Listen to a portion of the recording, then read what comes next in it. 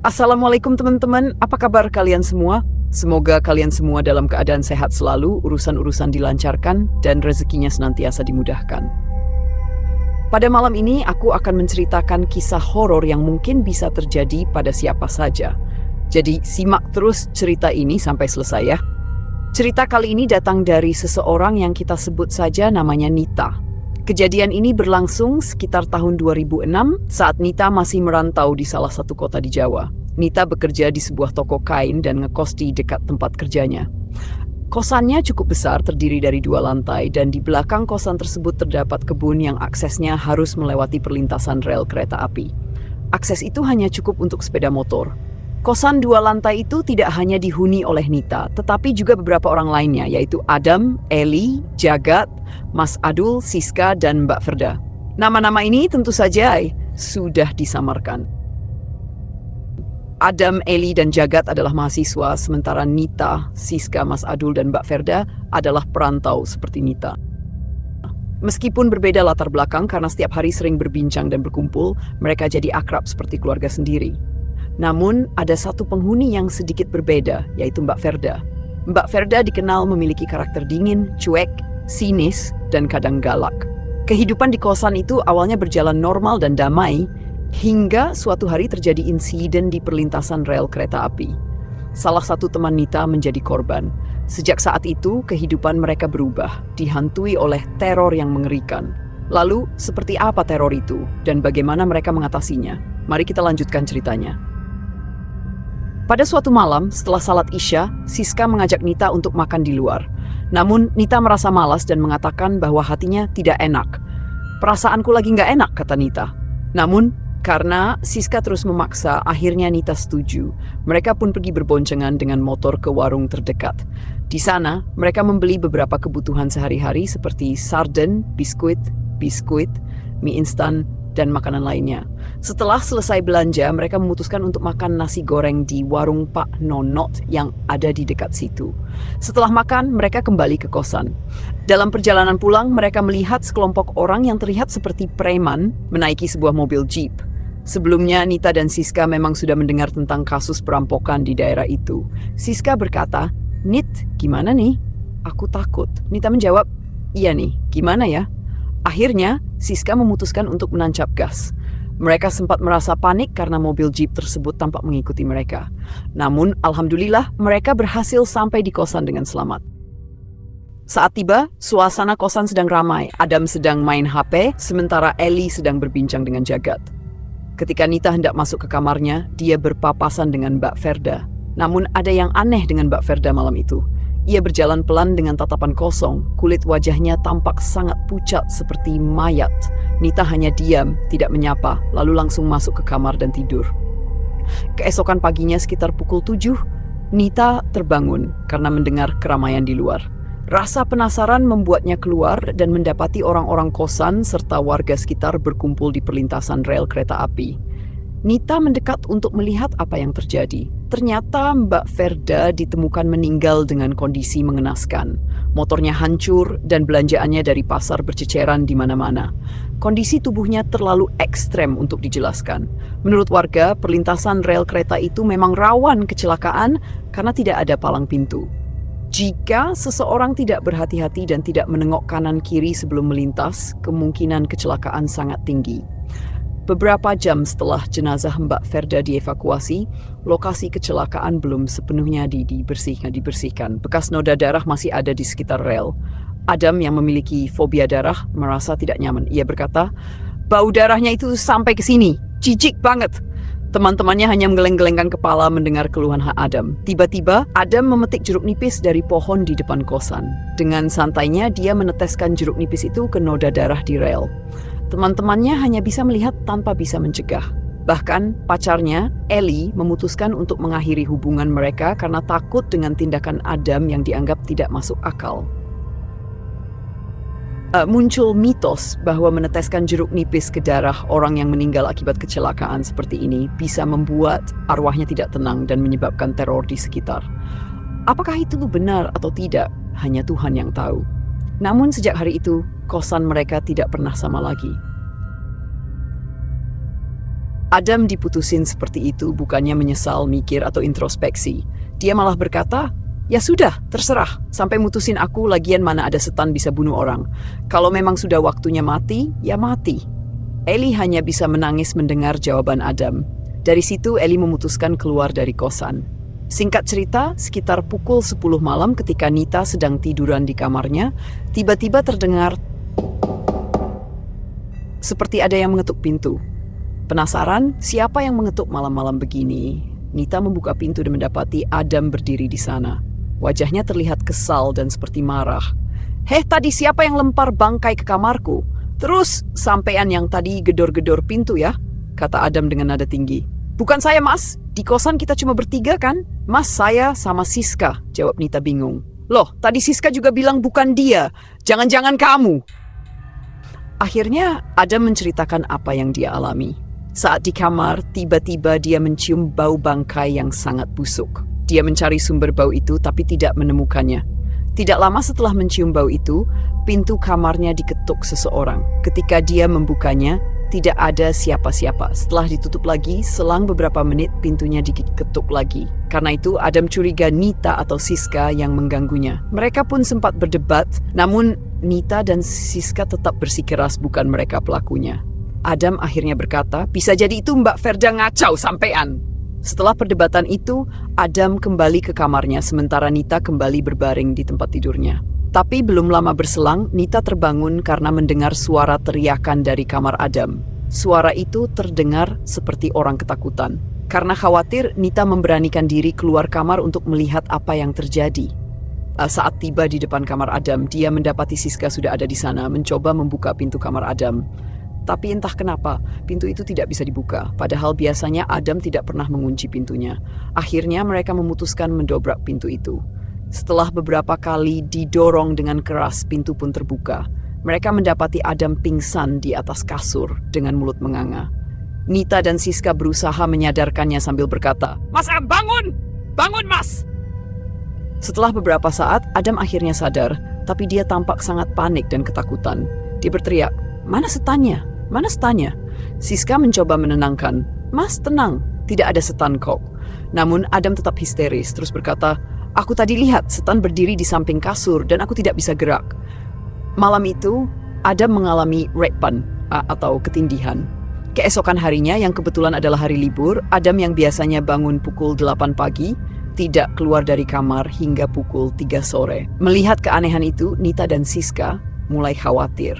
Mereka takut Adam sakit. Nita akhirnya mengadu ke Mas Adul. "Mas, ini bagaimana sih? Adam kok tidak bangun-bangun, pintunya juga tidak bisa dibuka." Mas Adul mengusulkan, "Ya sudah, kalau begitu kita dobrak saja." Ketika pintu dobrak, benar saja Adam ditemukan tidur dalam posisi duduk di belakang pintu. Pintu yang terbuka itu bahkan sempat mengenai tubuhnya. Adam terbangun dalam keadaan linglung. Karena khawatir, mereka memutuskan membawa Adam ke dokter terdekat. Ternyata Adam demam. Sepulang dari dokter, Siska bertanya, "Mas, tumben banget bisa tidur sampai sore?" Adam mengaku, "Aku benar-benar takut. Aku terus-terusan diteror sama Mbak Verda." Mendengar itu, Nita langsung menanggapi, "Itu salah kamu sendiri. Siapa yang suruh kamu meneteskan jeruk nipis di bekas darah orang yang sudah meninggal?" Adam terlihat benar-benar berusaha meyakinkan mereka bahwa dia sedang dikejar-kejar oleh arwah Mbak Verda. Dia mengaku hampir setiap malam dalam keadaan sadar maupun mimpi, dia dihantui oleh sosok itu. Dalam mimpinya, Adam dikejar oleh Mbak Verda kemanapun dia pergi, ke gunung, ke pulau seberang, bahkan ke tempat ramai sekalipun, sosok itu tetap mengikutinya. Dalam setiap mimpinya, Mbak Verda selalu berkata, "Aku akan terus mengejarmu. Kemanapun kamu pergi, aku akan datang setiap malam." Menurut Adam, sosok Mbak Verda yang dia lihat sangat menyeramkan. Badannya penuh darah, rambutnya panjang, tangannya juga panjang dengan kuku hitam dan tajam. Yang paling mencolok adalah kondisi tubuhnya yang hancur. Karena Adam tidak berani tidur sendirian malam itu, akhirnya dia tidur bersama Mas Adul. Besoknya, karena semua penghuni kosan punya kegiatan masing-masing, hanya Adam dan Nita yang ada di kosan. Awalnya pagi-pagi, Nita masih di sana. Tapi setelah itu, Nita pergi kerja, meninggalkan Adam sendirian di kosan. Hari itu, Nita lembur sehingga baru pulang sekitar pukul 10 malam. Dalam perjalanan pulang, Nita melewati perkampungan. Anehnya, melihat rumah-rumah warga di sana gelap. Lampu rumah dan lampu jalan mati semua. Di situ, Nita berpikir, nggak biasanya begini. Biasanya kalau malam ya oke lah lampu dalam rumah mati. Tapi lampu luar tetap dinyalakan buat menandakan kalau ada orang di rumah. Tapi sekarang semua lampu benar-benar mati. Nita mencoba berpikir positif. Mungkin memang listriknya mati bersamaan. Saat sampai di kosan, ternyata benar. Kosan juga mati lampunya. Akhirnya, Nita menyalakan senter dari ponselnya dan berjalan menuju kamarnya. Ketika melewati kamar Adam, anehnya, pintu kamarnya terbuka lebar dan Nita melihat Adam di dalam tampak menggigil seperti sedang meriang. Nita bertanya, Dam, lu nggak kenapa-kenapa?" Adam tetap menggigil dan malah tertawa-tawa seperti orang kesurupan. Karena kosan hanya dihuni mereka berdua, Nita berinisiatif memanggil warga sekitar untuk meminta tolong. Alhamdulillah ada warga yang datang membantu. Bersamaan dengan itu, listrik di kosan menyala kembali. Nita mencoba menenangkan Adam sambil berkata, "Dam, tenang Dam, kamu kenapa? Kamu lihat apa?" Adam menjawab dengan suara gemetar, Tadi aku lihat Mbak Ferda datang ke sini." Warga yang mendengar cerita Adam menjadi kaget dan salah satu dari mereka berkata, "Oh, jadi Mbak Ferda yang kemarin meninggal itu gentayangan. Korbannya sudah banyak." Ternyata bukan hanya Adam yang diteror. Setelah meninggalnya Mbak Ferda, sosoknya menjadi hantu yang menghantui warga sekitar perlintasan kereta api. Adam yang mendengar hal itu semakin merasa bersalah karena telah meneteskan jeruk nipis di bekas darah Mbak Ferda. Tapi dia diam saja, tidak ingin ketahuan bahwa dialah yang melakukannya. "Aduh, untung kamu datang, Nit. Itu serem banget," ujar Adam. Nita menanggapi dengan nada menyindir. "Kan kamu sendiri yang bilang, katanya setan nggak bisa bunuh orang. Ya sudah, ngapain takut?" Setelah kejadian itu, mereka semua kembali ke kamar masing-masing untuk istirahat. Keesokan harinya, Nita mencoba membangunkan Adam. Tapi saat masuk ke kamarnya, Nita melihat sesuatu yang aneh. Adam ngompol di celana hingga kasurnya basah. Meski begitu, Nita tetap berusaha membangunkannya. "Woi Dam, bangun!" ujar Nita. Adam akhirnya bangun, tapi ekspresinya terlihat seperti habis mengalami mimpi buruk. Wajahnya pucat dan ketakutan. Nita menawarkan, "Mau aku bikinin makanan enggak?" Namun Adam menolak. "Enggak malas makan aku." Tidak lama kemudian, Jagat datang bersama Eli, mantan pacar Adam. Melihat Adam pucat, Jagat bertanya, "Lu kenapa sih?" Adam akhirnya bercerita bahwa dia benar-benar ketakutan karena terus diteror oleh Mbak Ferda, bahkan dalam mimpinya. Jujur saja merasa kesal karena sejak awal sebelum meneteskan jeruk nipis, Adam begitu santai dan berkata bahwa tidak ada yang perlu ditakuti. Tapi sekarang dia menjadi sangat takut. Nita berkata dengan nada kesal, "Wah, kok sekarang lu jadi cupu begini berhadapan sama setan?" Adam hanya diam, terlihat menyesal. Setelah itu, Nita berangkat kerja. Di kosan, hanya ada Jagat dan Eli yang duduk di teras menemani Adam, yang masih saja ketakutan dan terus menceritakan apa yang dialami. Sore harinya, Eli pulang diantar oleh Jagat. Malam itu tidak ada kejadian apa-apa. Singkat cerita, keesokan harinya Adam sudah agak mendingan dan pergi kuliah bersama Jagat. Nita pun berangkat kerja ke toko kain, masuk pukul 5 sore. Ketika Nita hendak pulang dari tempat kerjanya, ia melewati rel kereta api menuju kosan. Di sana, ia melihat Jagat sedang menangis di pinggir rel. Ternyata Jagat tengah memandangi Adam yang berdiri di tengah rel. "Dam, istighfar, Dam! Jangan begitu, Eli dan Adi di kampus belum pulang, Dam! Sadar, Dam, nyebut!" teriak Nita cemas. Adam menjawab dengan suara aneh. "Tadi, Eli ngajak aku balikan dan jalan ke sini." Jagat dan Nita langsung berlari menarik Adam keluar dari rel. Tidak lama setelah itu, kereta melintas dengan kencang. Beruntung, Adam berhasil diselamatkan tepat waktu. Nita yang masih terengah-engah berkata kepada Jagat, "Waduh mas, kalau kayak gini terus makin bahaya. Kita harus cari cara secepatnya." Jagat mengangguk sambil mengusulkan, "Gimana kalau kita cari orang yang paham soal masalah ini?" Akhirnya mereka kembali ke kosan. Siska yang baru saja pulang dari kampungnya bergabung dengan mereka. Malam itu, situasi kembali tenang dan tidak ada kejadian aneh. Adam tidur bersama Jagat untuk berjaga-jaga. Keesokan harinya, Nita dan Siska memutuskan untuk tidak pergi kerja karena hari libur. Sementara itu, Adam tampaknya enggan pergi ke kampus. Jagat kemudian pergi mencari seorang orang pintar untuk membantu menyelesaikan masalah Adam. Menjelang sore, Adam mulai merasa lapar dan meminta Nita serta Siska membelikannya mie ayam. Mereka setuju, namun memberi peringatan. "Dam, pokoknya jangan kemana-mana sebelum kami pulang, kecuali Mas Jagat atau Mas Adul datang. Ingat, jangan keluar sendirian. Adam menyetujuinya tanpa banyak protes. Singkat cerita, Nita dan Siska pergi ke warung mie ayam dekat kosan. Kebetulan mereka bertemu Jagat yang juga sedang makan di sana bersama Eli. Siska bertanya penasaran, "Gimana, Gat? Udah ada solusi?" Jagat menjawab dengan nada lega, "Alhamdulillah, sudah ketemu orang pintar. Katanya, nanti Adam harus menyiram air dari daun pepaya di lokasi kejadian." Mereka pun melanjutkan makan. Setelah selesai, mereka pulang ke kosan membawa mie ayam untuk Adam. Namun, setibanya di sana, Adam sudah tidak ada di kamar. Ia menghilang. Bingung dan cemas, mereka langsung mencari Adam di sekitar kosan, tetapi tidak menemukannya. Tak lama kemudian, Mas Adul datang dan mereka segera memberitahu tentang hilangnya Adam. Mas Adul pun ikut bingung dan membantu mencari. Mereka bersama-sama mulai mencari Adam ke tempat-tempat yang biasa ia kunjungi. Salah satu tempat yang terlintas di benak mereka adalah warung kelontong dekat kosan. Akhirnya mereka memutuskan untuk pergi ke warung itu. Tiba-tiba mereka melihat ada kerumunan warga yang sedang mengerumuni sesuatu. Dengan cemas mereka segera mendekat, takut jika dugaan mereka benar. Semoga saja salah. Mereka deg-degan setengah mati. Begitu sampai di kerumunan itu, mereka berusaha melihat apa yang sedang dikerumuni dan ternyata benar, di situ sudah ada jasad yang ditutup dengan daun pisang. Meskipun belum tahu siapa jasad itu, karena penasaran, Mas Adul membuka daun pisang tersebut dan benar dugaan mereka. Ini adalah jasad Adam yang sudah tidak karuan, meninggal dengan cara yang sama seperti Mbak Verda waktu itu. Langsung saja Eli pingsan, dan yang lainnya langsung menangis, tak percaya bahwa Adam sudah meninggal. Mereka bertanya-tanya, kenapa Adam bisa meninggal seperti itu? Kenapa tidak di kosan saja? Kenapa harus jalan-jalan?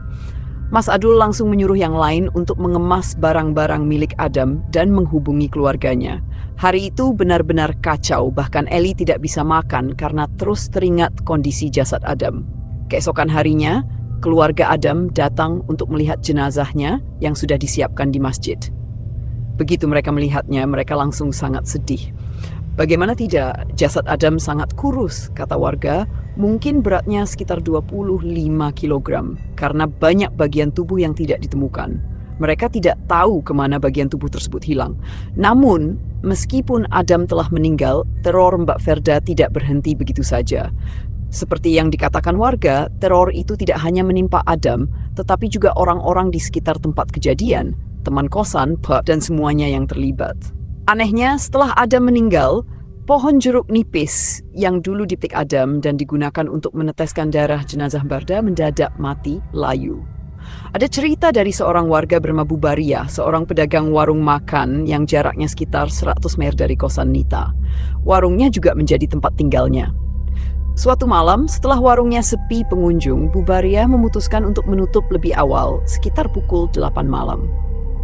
Ketika sedang menutup warung, ia melihat sosok Mbak Verda mengenakan baju putih dan hanya menunduk hingga rambutnya menutupi wajahnya. Ia panik dan langsung berteriak memanggil suaminya untuk segera menutup warung. Suaminya bingung, bertanya kenapa. Bubaria menjelaskan bahwa ia melihat Mbak Verda datang. Dulu Mbak Verda sering berkunjung ke warungnya. Mereka berdua panik dan segera menutup warung. Tapi tiba-tiba mereka mendengar suara aneh yang datang dari tempat di mana Mbak Verda tadi berdiri. Ketika mereka melihat, sosok Mbak Verda sudah tidak ada dan tiba-tiba dia muncul di depan mereka. Bubariah langsung pingsan, sedangkan suaminya hanya bisa menutup mata ketakutan. Sekarang kita kembali ke cerita Nita. Seminggu setelah kematian Adam, Nita sedang sendirian di kosan. Suasana malam itu terasa sangat tidak nyaman, lebih buruk daripada biasanya. Nita biasanya tidur lebih awal, namun malam itu dia tidak bisa tidur. Ditambah lagi dia sedang sakit diare, jadi sering bolak-balik ke kamar mandi. Saat malam semakin larut, perut Nita kembali sakit, dan dia terpaksa pergi ke kamar mandi. Begitu masuk dan mengunci pintu, dia buang air. Setelah selesai, saat hendak membuka pintu, pintunya tidak bisa dibuka. Dia panik karena kunci ada di dalam. Siapa yang mengunci pintu dari luar? Dia berusaha menarik pintu itu, tapi tiba-tiba lampu mati. Nita semakin panik. Di tengah kepanikan itu, Nita secara tidak sengaja melihat sesuatu yang aneh di bak mandi. Ada kepala yang muncul, pelan-pelan sosok itu naik dan bentuknya sangat hancur, rambutnya panjang, kukunya panjang-panjang. Itu adalah sosok yang pernah dijelaskan oleh Adam, sosok Mbak Verda. Nita semakin takut. Dia berteriak dan berusaha membuka pintu kamar mandi. Akhirnya pintu terbuka dan Nita berlari menuju kamarnya. Namun, di tengah lari, dia menoleh ke belakang dan melihat Mbak Verda sedang mengejarnya. Untungnya Nita sudah sempat masuk ke kamar dan mengunci pintu, lalu menyelimuti dirinya dengan selimut sambil menangis. Setelah beberapa menit suasana tenang. Nita berniat membuka selimut, namun ketika dia membuka selimut, sosok Mbak Verda sudah ada di depannya, tertawa dengan cara yang sangat menakutkan. Jika kalian jadi Nita, pasti langsung pingsan. Dan itulah yang terjadi pada Nita. Keesokan harinya, sekitar pukul 11 siang, Nita terbangun karena dibangunkan oleh Jagat dan Eli. Mereka bertanya tentang apa yang terjadi semalam dan Nita menceritakan pengalamannya. Ternyata Jagat juga mengalami teror, tapi lewat mimpi. Dalam mimpinya, Jagat melihat bagaimana Adam tewas. Nita hanya bisa menggelengkan kepala, tidak mengerti kenapa mereka semua diteror, padahal hanya Adam yang meneteskan darah jenazah Mbak Verda. Eli kemudian menyarankan agar mereka segera pergi ke orang yang paham soal hal-hal seperti ini. Karena sudah tidak ada jalan keluar, mereka mengikuti saran Eli dan pergi ke Pak Umar, seorang kiai yang paham masalah seperti ini. Mereka menceritakan semua yang terjadi, dan Pak Umar berkata bahwa untuk mengatasi masalah ini, mereka harus menyirami lokasi tempat Adam dan Mbak Verda meninggal dengan air perasan daun pepaya. Jika tidak, malam itu mereka akan diteror lagi.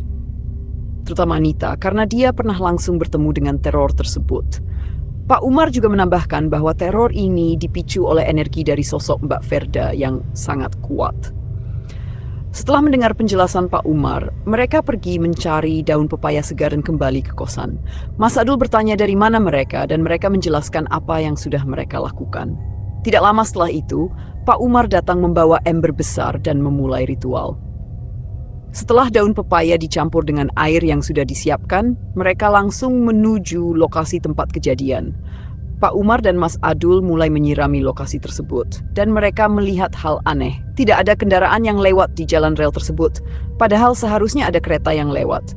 Tiba-tiba Eli teriak melihat sosok Adam di tengah rel, tetapi Nita tidak melihat apa-apa. Yang Nita lihat malah Mbak Verda berdiri di sana, tersenyum. Eli menangis, memanggil Adam. Nita mencoba menenangkan Eli, mengatakan bahwa Adam sudah meninggal. Namun ketika Nita melihat lagi, sosok Mbak Verda menghilang dan digantikan oleh dua sosok yang menyerupai Jagat dan Mas Adul. Setelah ritual selesai, Pak Umar mengajak mereka pulang. Tapi ketika mereka pulang, mereka menyadari ember yang digunakan untuk menyirami lokasi itu tertinggal. Tidak lama kemudian, kereta lewat dan ember serta dua sosok yang menyerupai Jagat dan Mas Adul dihantam kereta. Eli masih teriak-teriak memanggil Adam sampai akhirnya pingsan. Nita yang melihat kejadian itu merasa bingung karena Jagat dan Mas Adul yang tampak seolah dihantam kereta kini sudah kembali seperti semula.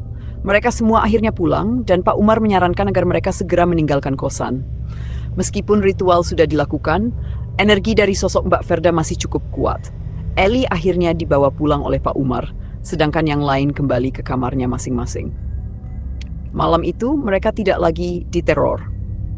3 hari kemudian Jagat dan Mas Adul memutuskan untuk pergi dari kosan itu, sementara Nita tetap tinggal. Setelah mereka pergi, kosan itu tidak dihuni oleh siapapun lagi. Nita kadang mendengar suara Mbak Verda dari kamar Adam, atau bahkan suara Adam yang ketakutan. Akhirnya Nita merasa tidak tahan dan memutuskan untuk keluar dari kosan itu dan meninggalkan pekerjaannya di toko kain.